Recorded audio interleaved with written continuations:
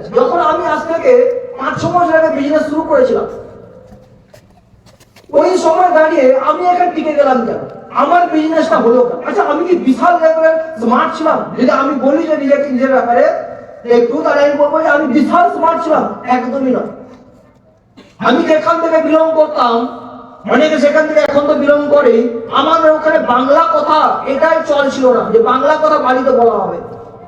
আমাদের ওখানে একটা এমন জায়গা থেকে বিলং করি, উড়িষ্যার বর্ডার থেকে, যেখানে উড়িয়া আর বাংলা মিশে একটা লোকাল কথা হয়, ওই কথা আমরা কথা বলতে অভ্যস্ত। যখন আমি প্রথম স্মার্ট হলো করার সূত্রে কলকাতায় আসি, তার আগেও কলকাতায় আসতাম বাবা মার সঙ্গে। যখন আমি কলকাতায় আসি বিজনেস করার সূত্রে, যখন আমি লিস্ট বানাই, আমার ওই লিস্ট তোমাদের মতন 120-130টাই হয়েছিল। এবং তখন আমাদের মেদিনীপুরে কোনো বিজনেস ছিল না, যেহেতু বিলং করি মেদিনীপুর থেকে। তখন আমাদের বিজনেস কাউন্সিলিং কোথায় হতো? বারাসাতে। আমার বাড়ি থেকে বারাসাতের দূরত্ব হচ্ছে 210 কিলোমিটার। আমি যে পড়াশোনাগুলো করতাম, হয়তো দেখে মনে হচ্ছে একদম নর্মাল মানুষ, একদম নিচে লেভেলে, হয়তো ক্লাসের লাস্ট বেঞ্চে বসে। না, আমি ফার্স্ট বেঞ্চে বসতাম না ঠিকই, কিন্তু লাস্ট বেঞ্চে বসতাম। তো বিএসসি নিয়ে পড়াশোনা করার সূত্রে আমাদের ফ্রেন্ড সার্কেলটা ম্যাক্সিমাম বিএসসি জেনারেলি ছিল, সায়েন্স যাকে আমরা বলি। ওই সময় দাঁড়িয়ে সায়েন্স মানে কি? সায়েন্স মানে বলে 3টে ক্যাটাগরি হয়। এক হচ্ছে সায়েন্স, যারা সায়েন্স নিয়ে পড়াশোনা করে পড়ায়, ওদের বুক কি হয়? চওড়া, 56 ইঞ্চি ছাতি হয়ে যায়। ওর দাদু থেকে ঠাকুমা থেকে সবাই সবার ছাতি হচ্ছে চওড়া হয়ে যায়। কিন্তু আমার নাতি, আমার ছেলে, আমার ভাইপো, আমার এই কি নিয়ে পড়াশোনা করছে?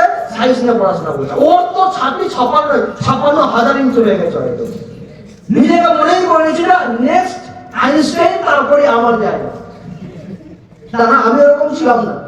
হ্যাঁ, তুমি তো বলবে তুমি ছিলে না কেন? তো সায়েন্স ব্যাকগ্রাউন্ডে যাওয়া হয়, আমাদের অনেক ফ্রেন্ডস ওরা পিওর সায়েন্স থেকে এসেছিল। তো পিওর সায়েন্স থেকে আসার পরে কি হয়েছে, ওদের ছাতি ওই 56,000 ইঞ্চি হয়ে গেছিল।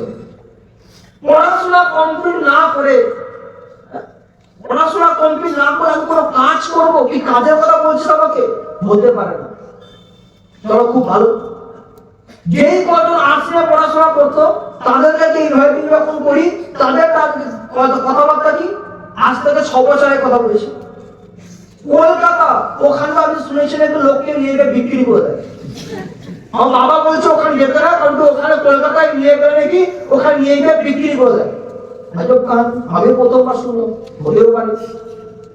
তাহলে আমি যাবো, যদি কাছাকাছি হতো তাহলে আলাদা ব্যাপার। যে কজন এলো, আমার টোটাল লিস্ট থেকে ইনভাইটিং করার পরে এসেছিল কয়েকজন মাত্র সাবজেক্ট দেখতে। যে কজন এলো, তার মধ্যে একজন ছিল কি? আমার দাদা, পাড়ার দাদা। তো ওই দাদা এলো, জয়েনিং তো কেউ করেনি, একজন মাত্র জয়েনিং করেছিল আমার লিস্ট থেকে। অনেকে বলে আমার লিস্টটা সবাই না করছে, যাকেই বলছে সে আমাকে না করছে। তুমি যাকেই বলছো সেই না করছে, তার মানে তোমার বিজনেস হওয়ার কোনো জায়গা নেই, তুমি ভাই আসতে পারো। আর কি করবে? অপশন তো কিছুই নেই। একমাত্র আমাদের কাছে রাস্তা ছিল কি? লিস্ট। ওই লিস্টে আমি যাকেই বলেছি সে আমাকে না করেছে। আর কি হওয়ার জায়গা আছে? তোমার জায়গা নেই, ছেড়ে দাও, হয়ে গেছে। ওই লিস্টে যারা তোমার নাম লিখেছিল, ওরাই তোমাকে পারতো জীবনে ডায়মন্ড মারিয়ে দিতে। ওরা আসেনি তো তুমি আর কি করবে? তোমার কোনো দোষ নেই, তুমি সিস্টেম ছেড়ে দাও।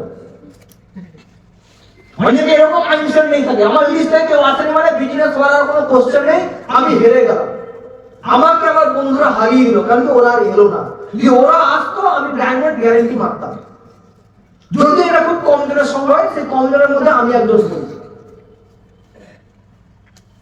তো লিস্ট থেকে একজন এসেছিল,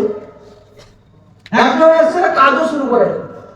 তো এই হিসাবে গেল, একটা ক্যাটাগরিতে এলো না, কারণ ছাতি ওদের কত ইঞ্চি? 56,000 ইঞ্চি, তাই আসেনি। একটা ক্যাটাগরি এলো না কেন? কারণ কি গেলেই বিক্রি করে দেবে, টাকা ইনকামের চক্করে আমাকে নিয়ে ও টাকা ইনকাম বিক্রি করে দেবে, তাই ও এলো না। বাকি যদি কুড়িয়ার কাছে কিছু এসেছিল, তারা কি বলবো? না, ঠিক আছে, আমি করবো না, টাকা পয়সা ব্যাপার করবো না, তাও সংখ্যা কম এসেছিল। তো আমাকে খুব তাড়াতাড়ি মার্কেটে বেরোতে হয়েছিল স্টেবিলাইজ করার জন্য।